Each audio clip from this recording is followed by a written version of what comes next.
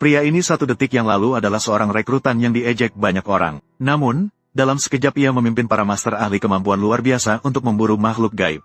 Alasan mengapa ini terjadi adalah karena dia sama sekali bukan orang biasa, melainkan seorang master ahli kemampuan luar biasa yang terlahir kembali dengan ingatan. Di kehidupan sebelumnya, ia disabotase saat menaklukkan rubah ekor 9. Dibutuh secara langsung oleh Raja Hantu Putih, Hun Tianmo. Jika orang lain, mereka pasti sudah hancur. Namun, ia justru langsung mengaktifkan balas dendam 5 kali reinkarnasi. Namun, di setiap kehidupan, ia hanya dapat membangkitkan sebagian kekuatan. Kekuatan tetap hancur lebur. Kini ia bahkan menjadi sampah yang tidak memiliki kekuatan yang bangkit sama sekali. Namun, beruntungnya, harta magisnya, tali kurir, masih ada. Asalkan dia mendapatkan kembali 9 perangko yang hilang di tangan makhluk gaib.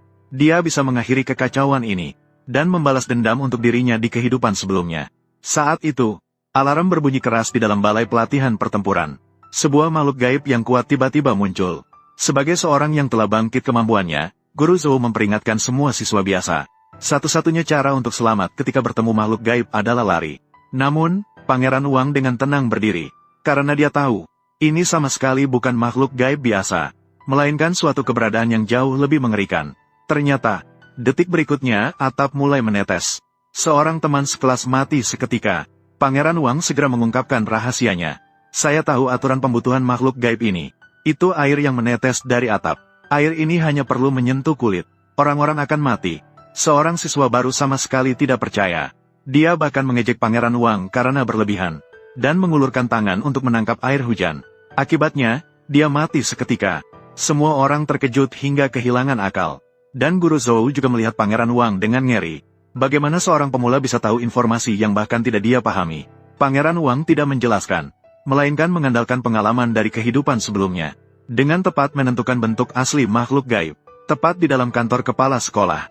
Dia memerintahkan semua orang untuk melepas pakaian dan menaruhnya di kepala. Mereka berlari menuju sumber masalah. Di dalam kantor ternyata adalah kepala sekolah yang bodoh ini, yang secara tidak sengaja membuka botol emas yang menyegel Yutong. Menghadapi roh jahat yang mengamuk, Pangeran Wang langsung menyatakan bahwa kelemahannya adalah emas. Di bawah serangan menjaga ketelitian semua orang, makhluk gaib itu sementara melemah. Guru Zhou mengambil kesempatan menggunakan alat sihir untuk menaklukkannya.